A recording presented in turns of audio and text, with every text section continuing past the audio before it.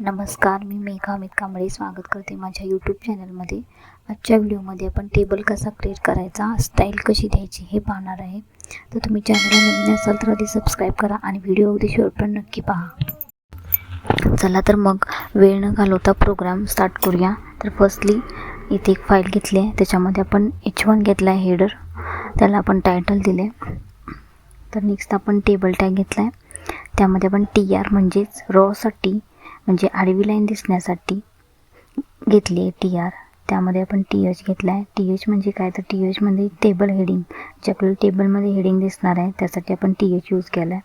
तर बघा 4 प्रकारचे हेडिंग घेतलेत, जे की वेगवेगळ्या कॉलममध्ये दिसणार आहेत. तर नेक्स्ट आपण TR घेऊन TD देऊया. TD म्हणजे टेबल डेटा, जे कॉलम घेतलेत त्यात डेटा देऊया. 4 कॉलमसाठी फर्स्ट रोसाठी सेकंड रो आपण कॉपी करूनच ॲज इट इज पेस्ट करूया आणि तिथे आपण नाव देऊया. तर बघा 4 कॉलमसाठी 4 रोज घेतलेत, त्यात आपण TD म्हणजेच डेटा दिला आहे. प्रोग्राम सेव्ह करून रन करून बघूया. तर बघा आउटपुट डिस्प्ले होते. तर अशा प्रकारे आपण टेबल क्रिएट केलं आहे. त्याला आपण स्टाईल केलं होते, एकदम व्यवस्थित दिसणार आहे. तर बघा आपण स्टाईल करायची आता. तर हेडमध्ये आपण स्टाईल टॅग घेतला आहे. तर टेबल स्टाईल करूया. त्यामध्ये आपण विड्थ सेट केले, मार्जिन सेट केले. बॉर्डर कॉलम्स आपण सेल्समधील बॉर्डरमध्ये जे गॅप दिसतो, त्याच्यामध्ये शक्यतो गॅप दिसतो, तर ते गॅप दिसू नये म्हणून आपण बॉर्डर कोलॅप्स घेतले, त्यात आपण कोलॅप्स असं दिले. तर आपण गॅप दिसणार नाही यासाठी बॉर्डर कोलॅप्स घेतले.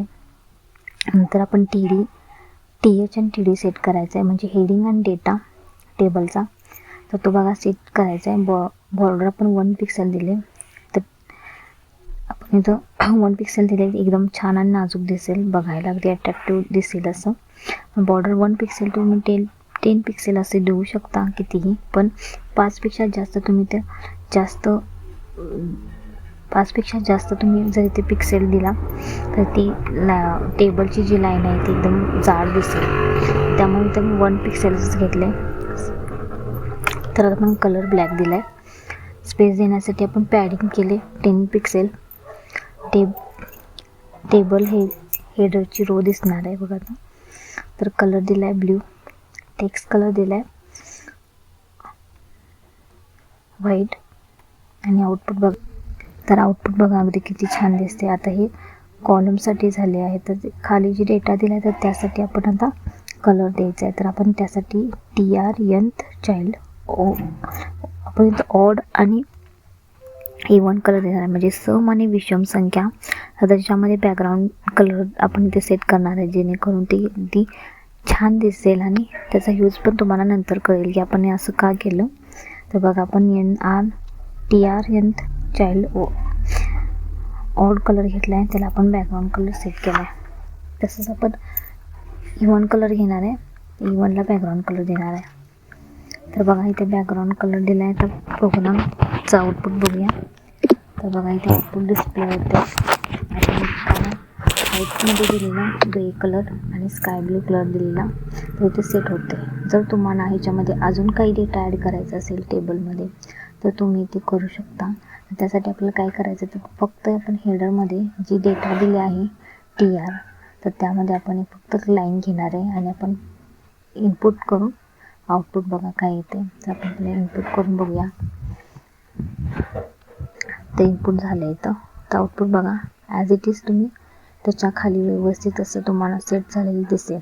तर हाच काय तो फरक आहे की तुम्ही इवन आणि ऑडसाठी आपण जे कलर वेगवेगळे दिले, तर त्याच्यासाठी हे यूजफुल आहे, जे दिसायला अगदी अट्रॅक्टिव्ह दिसेल. आणि आपल्याला जरी अजून डेटा ॲड करायचा असेल तर तुम्ही ते इझिली करू शकता. त्यासाठी आपण इथं नंबर सिलेक्ट 101, 102 असे तुम्ही किती नंबर इथे इवन ऑड प्रमाणे कलर देऊ शकता. अशा प्रकारे टेबल आपल्याला इझिली क्रिएट करता येतो, स्टाईल करता येतो.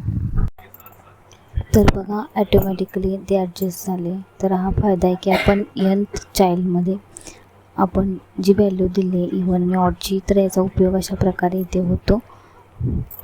तर व्हिडिओ आवडला असल्यास चॅनेलला सबस्क्राईब करा, लाईक करा आणि शेअर करा आणि कमेंट करून नक्की सांगा की व्हिडिओ कसा आवडला. थँक्यू.